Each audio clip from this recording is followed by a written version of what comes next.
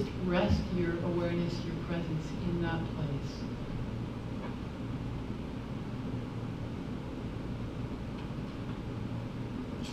This is one of the foundational places in the whole body. When we're connected with it, we can embody presence in a grounded, clear, natural way.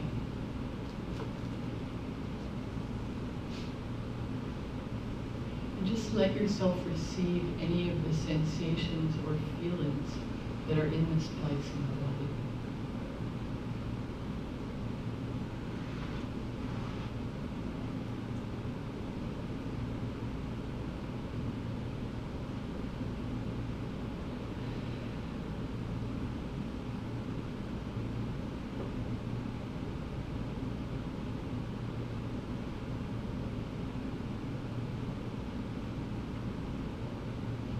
And then bring your awareness up to your heart, right in the center of the chest.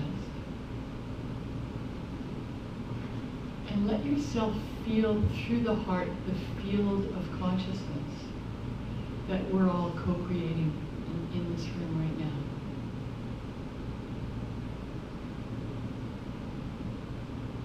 The whole vibratory, beautiful vibratory field that is here.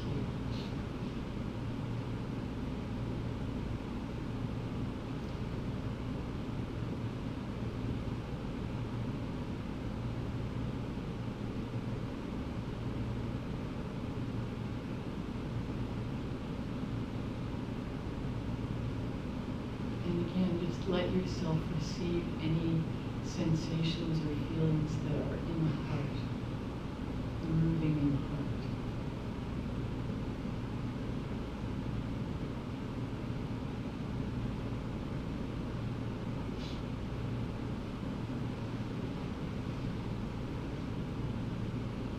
And then just let go of all that and just rest in the wide open space of presence.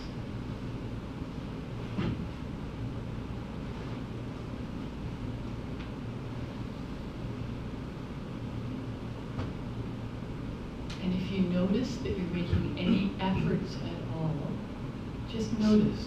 Don't try not to make an effort. Just notice those little energetic movements that indicate that efforting is happening, where actually no effort is required.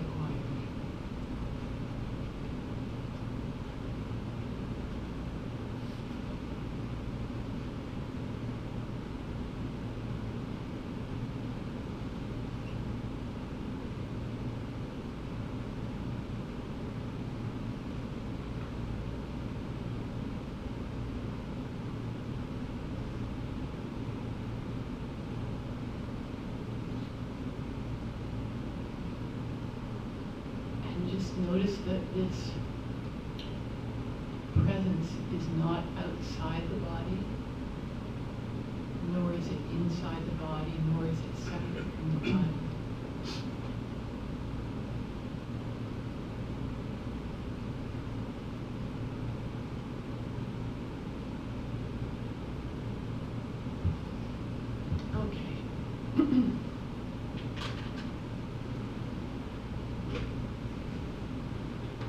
I want to start by thanking Gary. I've been amazed at how, with what grace and ease, Gary manages to manifest the things in his life that he does. It's very difficult to have a problem with Gary. And for me, that's what embodiment is. So I appreciate very much the way that you're bringing all of us together and writing your books and everything else. So Canella tried something new and daring for her this morning, which was writing on that board. She'd never done that before. And I'm going to try to use a PowerPoint presentation. It might be actually kind of funny because I've never ever used a PowerPoint before. I think I had a sacred vow for, well, I still do, that when I'm in a situation like this, not to prepare, because something that's prepared isn't what's here in the moment. And when I have tried to prepare, things have not gone well. So we'll see how this goes.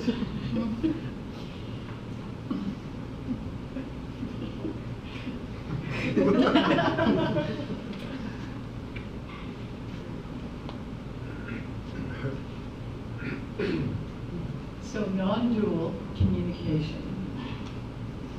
I think everyone in this room is already familiar with the fact that in the non-dual space, there's no ground. There's nobody to have in the ground.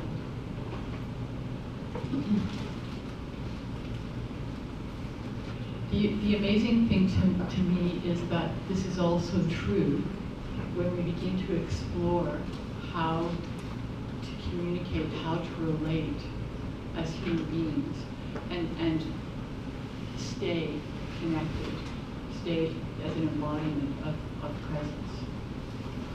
There's also no ground in our human field either.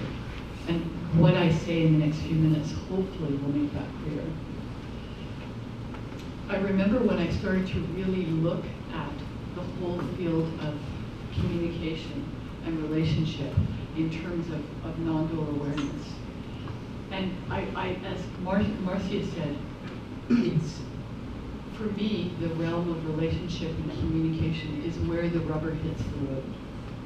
All of our fixations and core beliefs and wounds and traumas and our whole history that hasn't been resolved and healed and liberated reveals itself in the field of relationship and communication.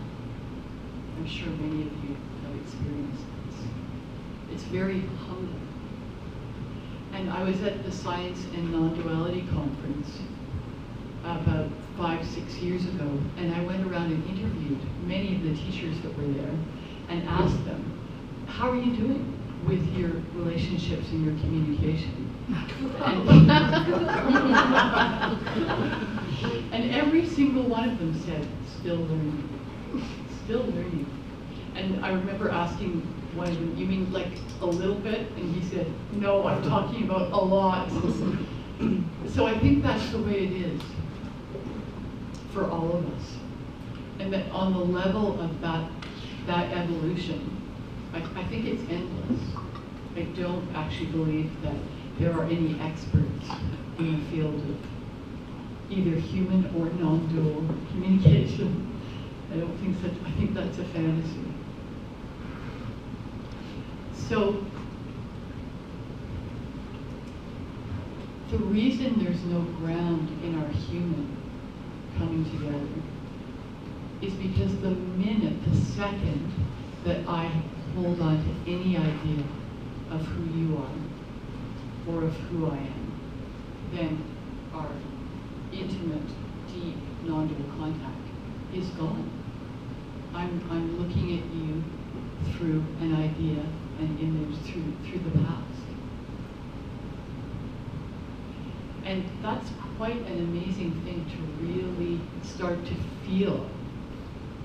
That if I want to make true non-dual contact with you, I have to be willing to let go of everything that I've learned about you, everything I know about you, everything I've experienced about you, over and over and over again. And we can't make that happen. It has nothing to do with willpower, but it has a lot to do with willingness. And so I often work in groups of people who have a deep commitment to the possibility of that. And the willingness, the collective willingness in a field like that is very, very powerful. To actually say, okay, I'm willing to experiment and see what happens if I just keep letting go of what I think I know about you and about me. And it's a lot like showing up naked. It can be really disconcerting. It can feel very, very vulnerable, to have no ground at all. it's not a comfortable feeling a lot of the time. So one of the, Gary mentioned this a lot in his talk, the intensity that can come. And what I've discovered is that true connection and even a deep opening to life, moment to moment, can be very, very intense. To feel everything that's here, to open to everything that's here, can be extremely intense. Our nervous systems as human beings are often wired to dim that intensity down so we feel more comfortable. To just dim it down, sometimes a lot. And as we awaken, all the layers start to, oh, okay, thanks, Camille. All the layers start to fall away. And we're face to face with whoever's in front of us, or with life, or with ourselves. And it can be profoundly uncomfortable. So that's one of the great invitations from life itself, or from whoever I'm with, is can I actually be with the intensity of that discomfort?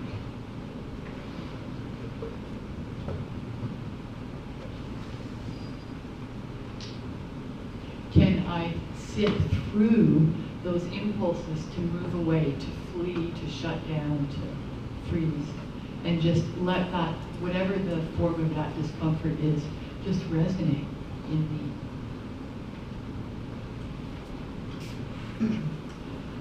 So we were joking around at lunch about non-dual talks, and we were making jokes about how if I mentioned the word I more than 8 times, I was going to be thrown off the stage. So I want to clarify something before I go any further, which is, in my perspective,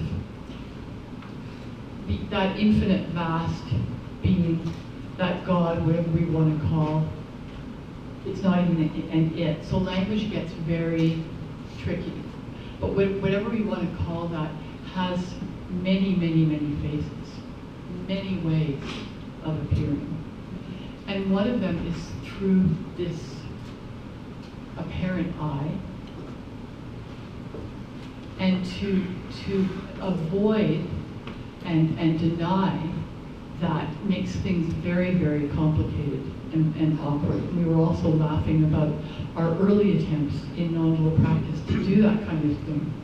So I lived in a community in India for many years, and sometimes I'd meet someone on a mountain path, and I had a friend called Michael, and I'd say to him, how are you today, Michael? And he'd go, Michael is well. And I got the point, but I used to think, is this really necessary?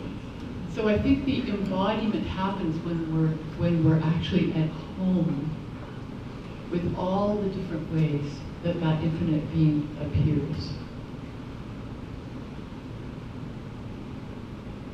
Through the voice of I, through the voice of we, through the voice of you.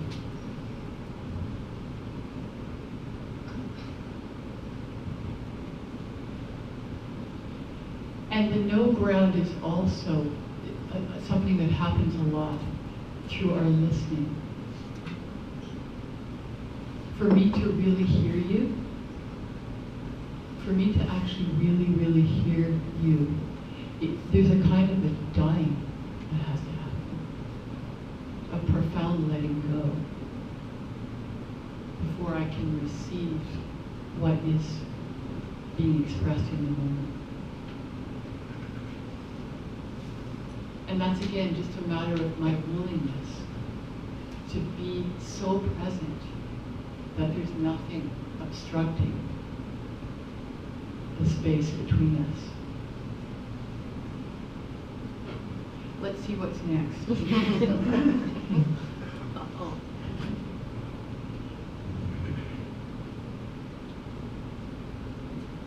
I'm not going to say anything about that.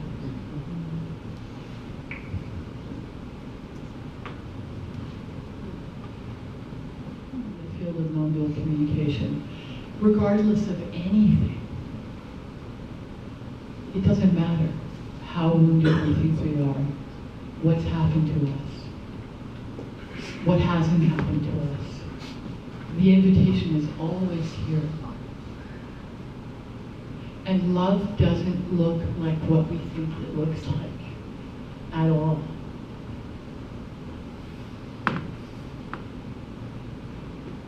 I've noticed in my work how many people love that sentence. It resonates with something really, really deep inside us. And that's connected with the opening to this fresh, bright, unknown moment.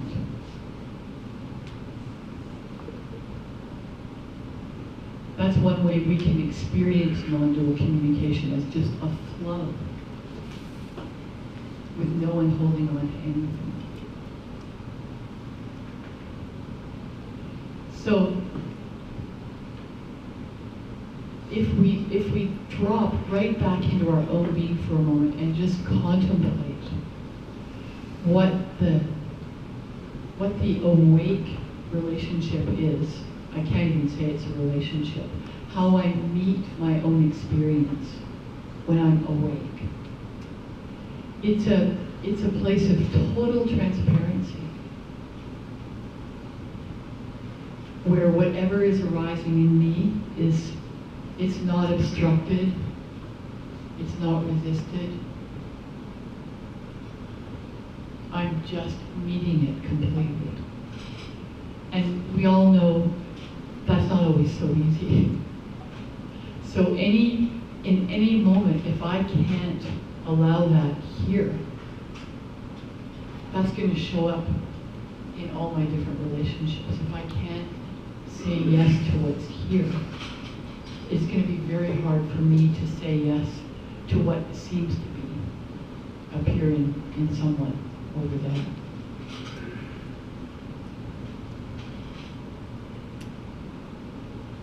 And I think it's important to make a distinction between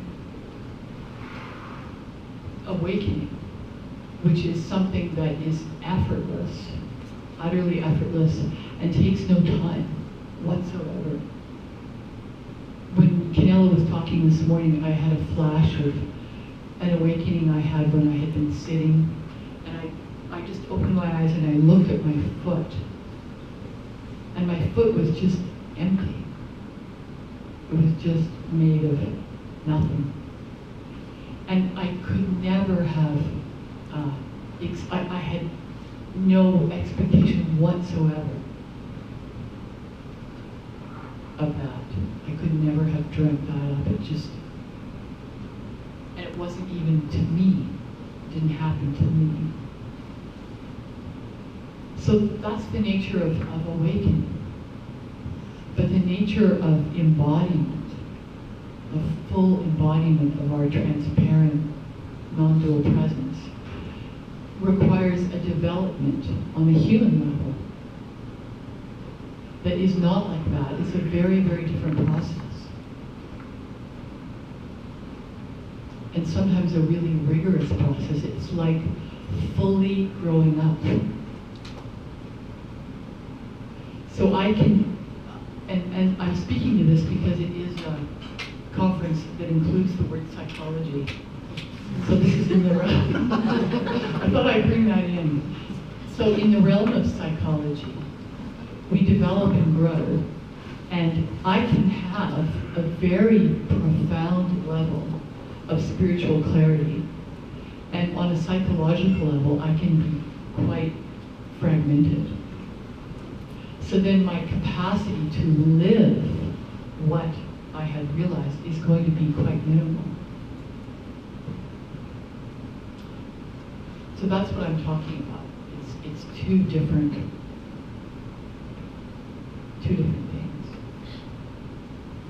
And I try to avoid the process of maturing and developing and growing up for as long as I possibly could. I preferred to hang out in the non-dual space. And then I noticed all the places in which it wasn't being expressed.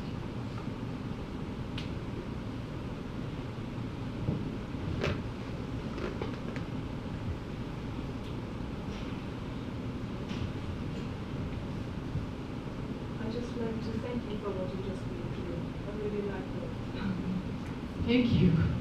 Thank you. So there is this yearning, this deep yearning in us to both know and be known. And I've worked a lot with couples, and it's an interesting thing how deep sometimes the suffering is in a relationship.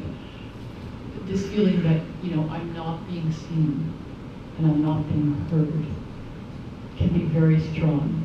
And then there's also, of course, because there always is, the opposite yearning. So I remember a time when I was working with a couple, and they'd had a really hard time for about 20 years. And we were working one day together, and she was opening, and her husband at one point in the session looked at her and said, "I don't know what's going on with you. I have no idea who you are right now." And she said, "Oh, honey, I've been wanting you to say that to me for 20 years." So there's this dual yearning in us, and the place in which we want to be known is not a box, it's not an image, it's not a fixation. And because our non-dual nature it's who we are, so we all know these things deep, deep in our hearts. And that's why even someone who has never heard of the non-dual, who has never meditated, never done anything, if you'll hear people say, "Don't put me in a box. You don't know me." So there's an instinctive recognition deep, deep inside us that who we are is beyond anything that anyone could ever say about us.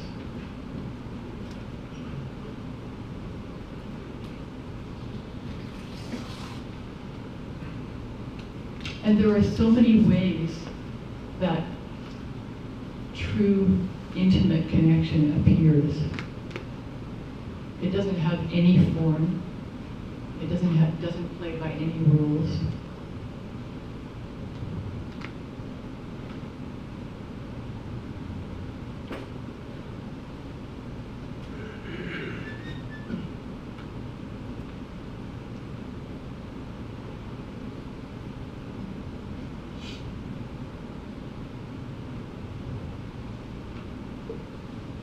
Martin Buber also said, "All true life is meeting." All true life is meeting. So, in my lifetime in the non-dual field, I've noticed that there are certain belief structures, convictions, ways of perceiving that actually obstruct this true meeting. And I'm just going to talk about them for a few minutes.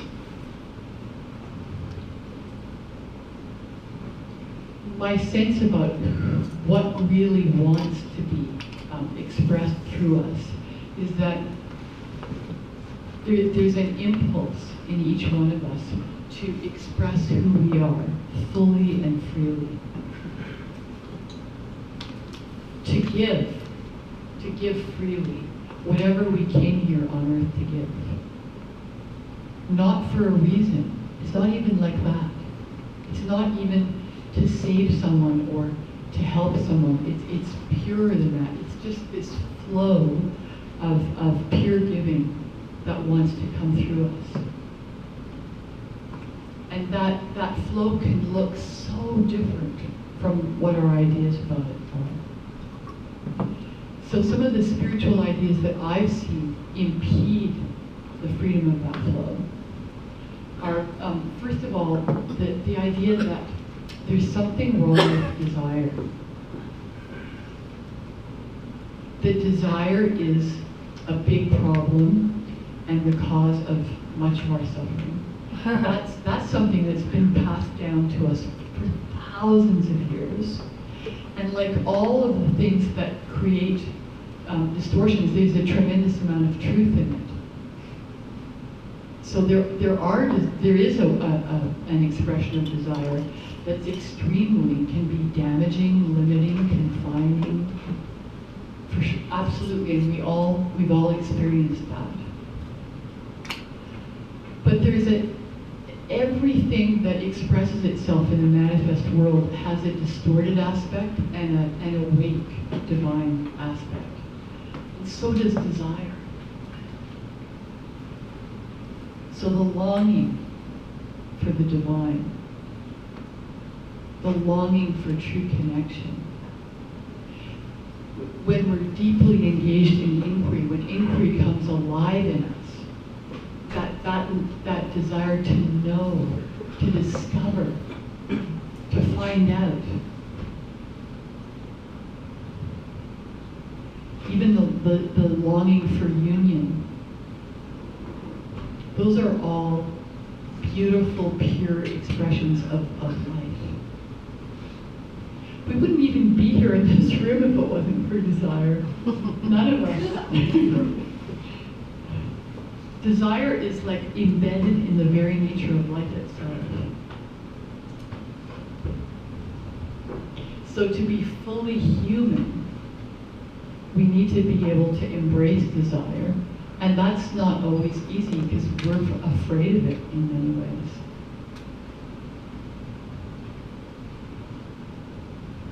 It's a big, big topic, and I could say a lot more about it, but I'm just going to plant some little seeds for you to play with.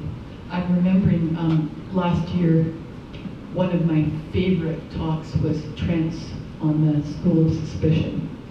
And he talked about, in the same way, he talked about suspicion, which can have a distorted aspect. But he talked about how suspicion actually has an incredible intelligence in it. And the School of Suspicion is all the awake beings in the universe who didn't ever want to have anything told to them, didn't want to have to believe anything, wanted to know, to discover for themselves. So if you are feeling suspicious about anything I'm saying, that's a good thing.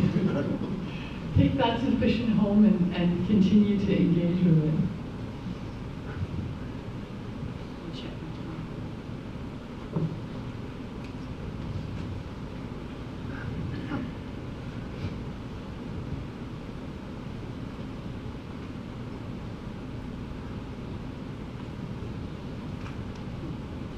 There's so many forces in the human realm that press down on the free flow of our voice, the purity of our energy that wants to express itself. And you know, in the non-dual, the world of non-dual teachings, it's so easy to feel like I want to get away from my I. I don't think that's a healthy impulse. And it's amazing to me to see, you know, in my work in other countries and in prisons and in hospice, and that there are many, many places where even to be allowed to express anything as an I is not allowed. So it's actually a privilege, it's an immense privilege that we often take for granted in our culture, to be able to say, I perceive, I want, I need. And there are moments, no matter how awake we are, no matter how much we can find a separate self, where we need to speak like that. It's part of what it is to be here on earth. So one of the other things that I've noticed can obstruct a non-dual meeting is our relationship with anger. And Canella spoke to that beautifully this morning. I've noticed that more and more and more lately, that if our relationship with the energy of anger is not clear and awake, we start to carry all sorts of things. Often it's inside the heart space. Little slivers, little leftover. You know, if we think about karma as being all the moments in our life that were not complete, we weren't able to completely receive, integrate, and live through a moment fully. But to me, that's one way of understanding karma. So think of all the interactions that you've had where you're connecting with someone, you're communicating with them, and then you go home and there's something still there. You know, it could be a niggle, or it could be a lot more than a niggle. That's karma right there, because you're carrying something with you. You're no longer in this fresh, alive moment. So, anger also has two aspects. It has a distorted aspect, which is incredibly destructive, and it also has an incredibly beautiful, awake, enlivening aspect to it, which is like the sword of Manjushri. Anger is an energy that cuts through obstructions, that defines limits, that says enough. And if we think we can live as a human being without that energy, and sometimes it can be very, very subtle. It might not even look like anger, but it's in the same continuum. So I was noticing recently, I'm learning the tango with my partner. And it's quite a process. And I noticed that if we're on the dance floor together and he's wanting to do something that doesn't feel right for my body, if I push that impulse of no down and don't say to him, no honey, I don't want to do that right in this moment. The minute I turn my head from the truth of that moment, there's no more connection between us. The connection is gone. But if I can look him in the eye and say no, that's actually an act of love. For me and for him, for the non-dual reality, because then our connection is still there. That any moment in which I withdraw from the truth of whatever it is, cuts that connection. So in the work that I do, I encourage people to experiment with the different forms of anger, because it's very hard to discern sometimes the difference between unhealthy and healthy anger. We don't learn these things by sitting around at home and reading books. We only learn them in the field of interaction, and we need a space in which we can really experiment and where it's okay to go a little bit over the line, because that's how we learn. So one thing that we've discovered, which it has been very helpful for a lot of people, is that awake anger comes from a place of love. I mean, everything ultimately does. But awake anger comes from a place of wanting connection, creating connection. Distorted anger is an attacking energy. It's an energy that wants to disconnect or create harm. And we can start to feel deep in our bodies the difference between those two energies. And it's a fantastic thing to begin to let the energy of awakened anger in all its subtlety move in our lives. It creates an amazing amount of clarity and freedom.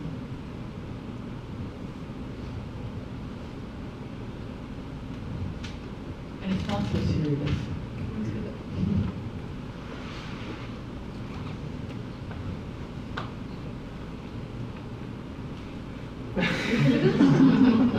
That's what it looks like when we're angry inside and we're not willing to stay connected. I don't really need to show you these pictures. And then the other thing that I've noticed that gets in the way of that meeting, that pure meeting, is all the hidden contracts that we have with each other. And especially in our social realms, like in this room, we won't notice that very much. Or in a satsang, or in a practice session, we show up with different kinds of agreements. But in the social realm, there are all sorts of hidden contracts and agreements we have with each other about how we're supposed to be. And they're very, very limiting and confining, especially when we're not aware of them.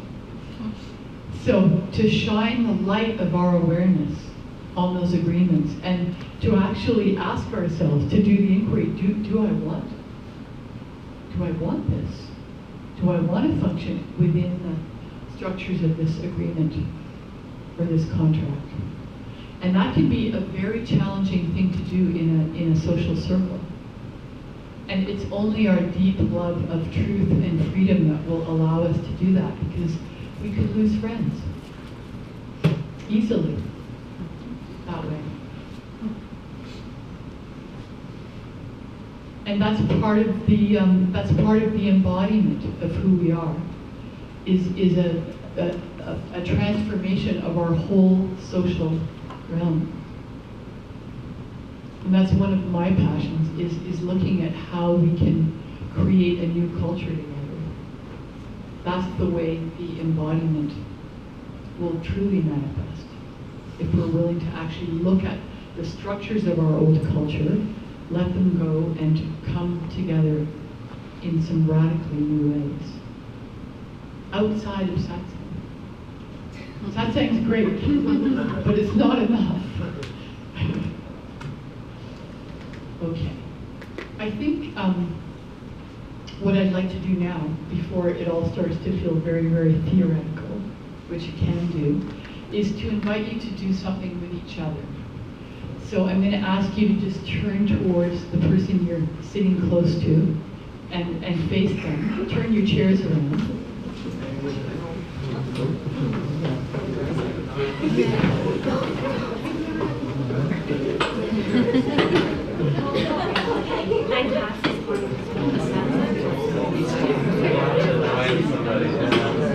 Has everybody got a partner?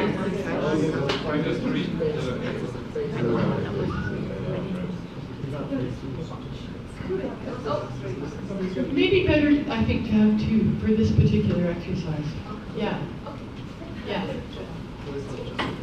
We do often work in threes, but okay. So,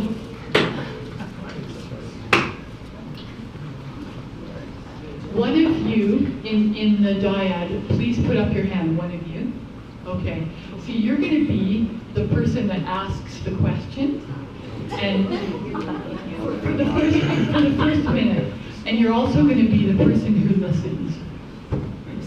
So you're going to give yourself a space in which you can listen with your whole being. Oh, I know. Never mind. I had something written down, but the listener's just going to listen from that wide open space of presence. And you're going to ask your partner this question, and then we'll switch around. Tell me what you are experiencing right now. That's all you're going to say. And then your partner is going to speak to you from their direct experience in the moment, without a story, without an explanation. So you're feeling your body, and you're speaking from your own direct experience. And if you notice that you're starting to tell a story, just come back, and see what it feels like to speak directly from whatever is here in the moment. Okay, and then we'll switch over. So go ahead, ask that person, tell me what you're experiencing right now.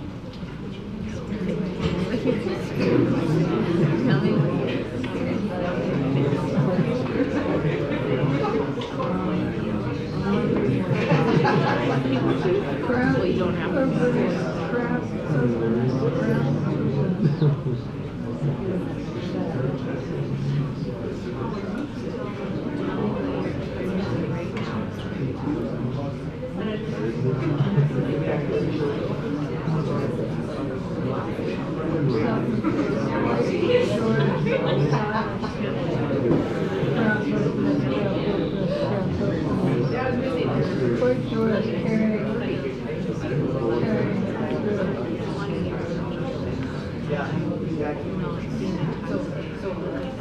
When I saw it,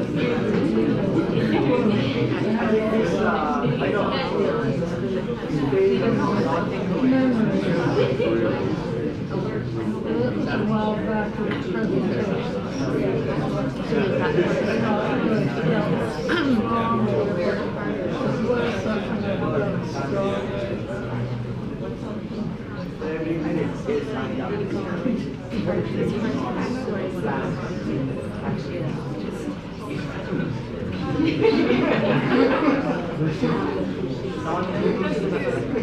Well, directly I had it wrong.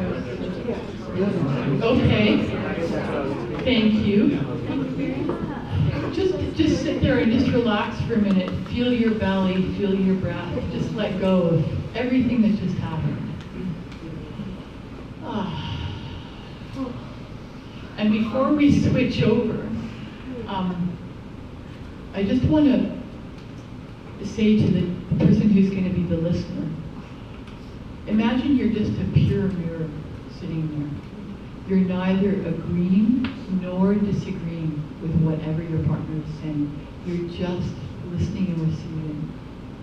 Notice how that feels. It's such a beautiful practice. Okay, so let's switch over. Tell me what you're experiencing right now.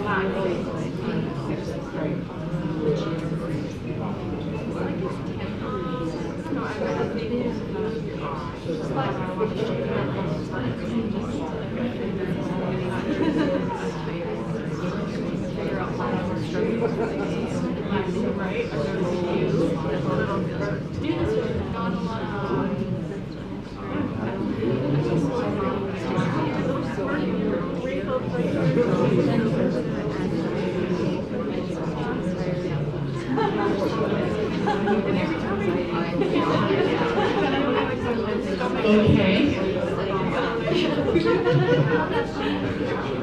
Thank you. Thank you. So now we're going to switch back to the first person, and we're going to try something that might be really strange and unfamiliar. And so play with this. Imagine that it's just a game. Don't get too serious about it. So what the first person is going to say to their partner right now, the question is, tell me what we are experiencing right now. And you're not going to go to your mind to find out what that is. You're not going to try and imagine. You're going to let yourself feel the space that both of you are sharing, the we space. Just let yourself feel it. Sometimes we feel it through the heart. And then just see what comes up in you when you feel that space. And just very gently.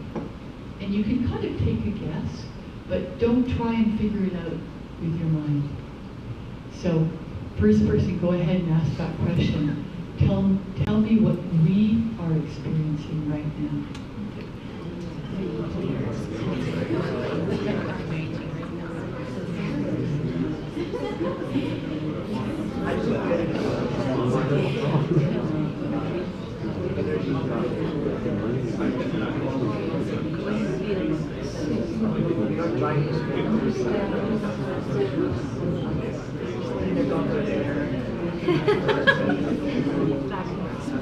But I find it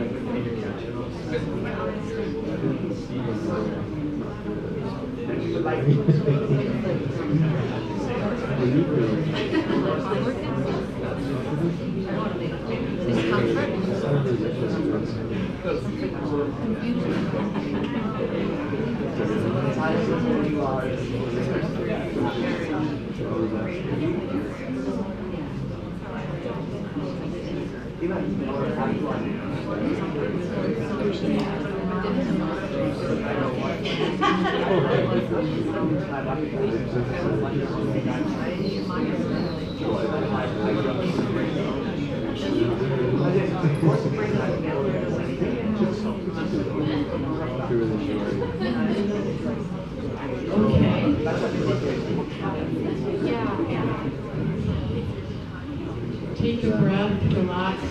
If you're putting any pressure on yourself at all, see what it feels like just to take all the pressure off yourself. Okay, and again, we'll switch over and the other person will ask, tell me what we are experiencing right now. And you who answer that question, speak with the we voice. So you're going to say we the whole time, not I. Go ahead. what are we? What are we?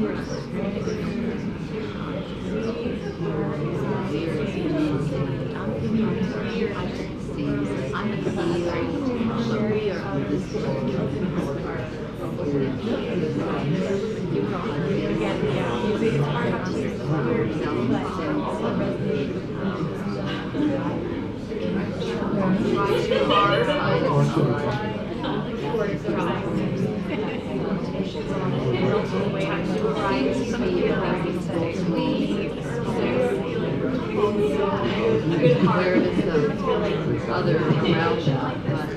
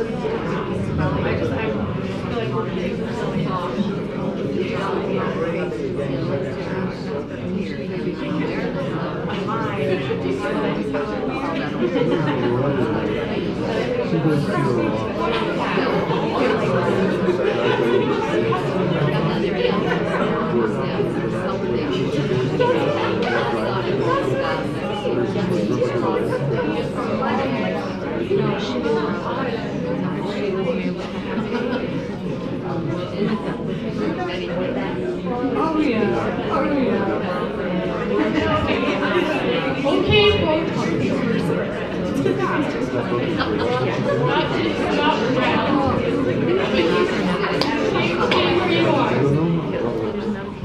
That sounded like a lot of fun, that one. Stay where you are. We have one more thing we're going to do. Okay. But keep your eyes open, but relax. Just relax. Let your whole body soften, sink down. Feel the energy of the earth underneath you. And just gaze at your partner with a very soft gaze.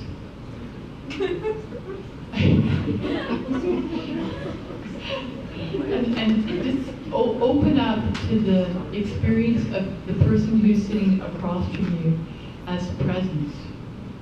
So this is as if the infinite vast space of awareness is just looking through their eyes.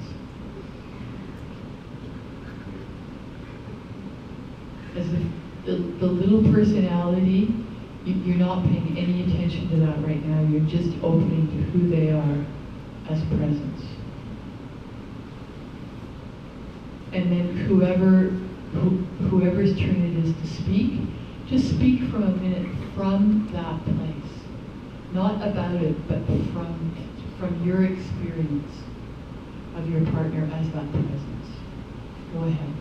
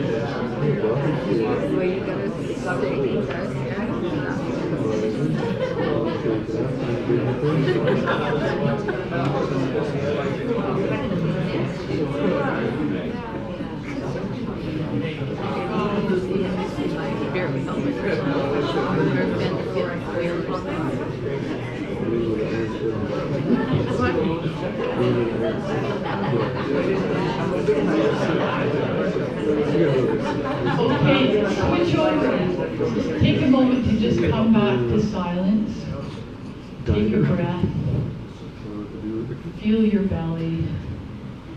And drop right down again into just a willingness to recognize your partner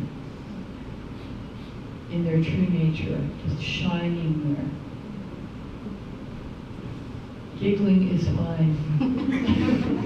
And when you're ready, second person, just speak from that place. And sometimes it won't be a lot of words, it'll be very, very few words. So just feel your way.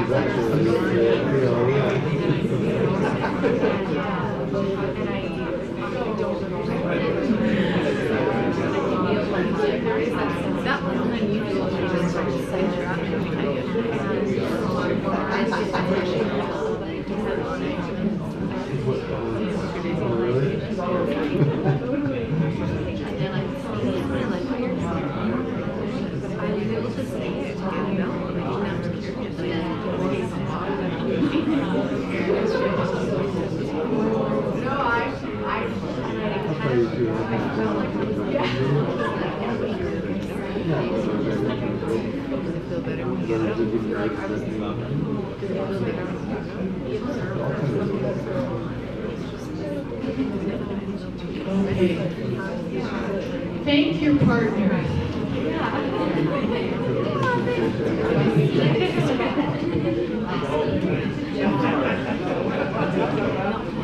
And come back to the front.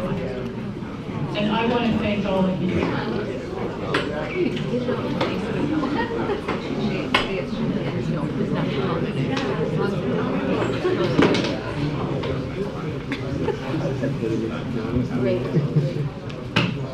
Thank you for your willingness to participate.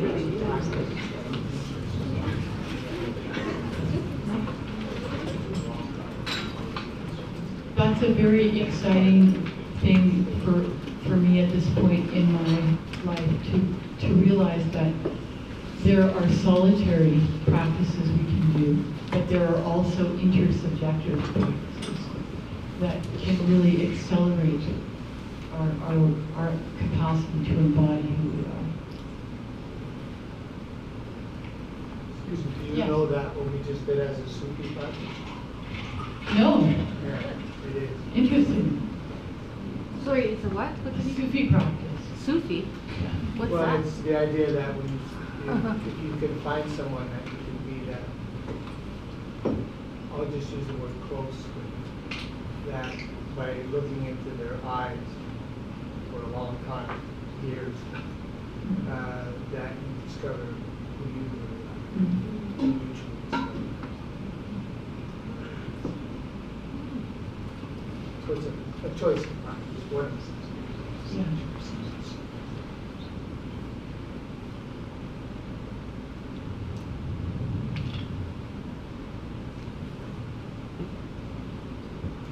There's something else I've noticed that can make it hard for us to meet, to truly meet.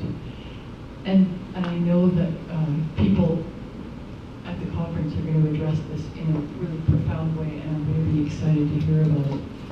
But it's the fundamental unwillingness that we can have to even be here in a human body. And I've had a lot of people say to me recently, you know, I don't really want to be here. It's too confining. Life is too hard. I just want to be free. I want to go somewhere else. And that's a very, very, very natural human feeling. But it's also a deep confusion about the nature of reality. It's that fundamental duality between form and formless. Thinking that my freedom, thinking that the light, the spirit, God is somewhere else. And until that duality melts away inside us, we can't really say yes to life. We can't really love life fully. And often we'll feel at a certain point on our journey that we love life, and we also have this deep, deep longing or love for the formless, infinite reality. And those two polarities start to close as we wake up more and more.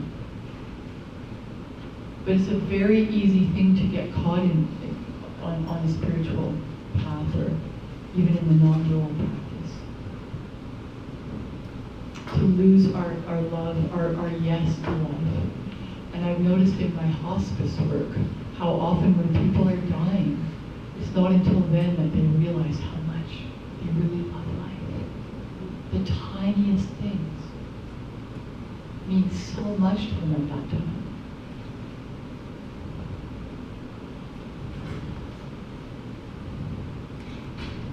So when we find that deep, deep yes to life, and when we feel that it doesn't contradict, it's not in opposition to our love for the infinite space of consciousness, then we show up in a very different way.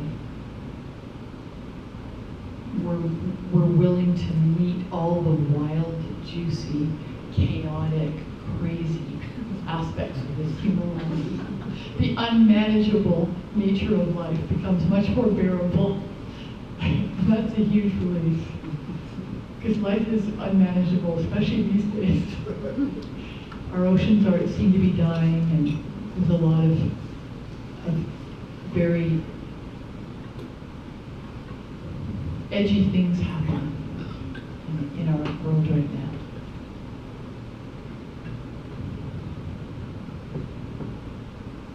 Oh, before I forget, I do want to say that I'm giving satsang on Sunday morning, and I am also available for individual sessions, either while I'm here or when I'm back home on the phone or on Skype. And I think I'll just finish with a song.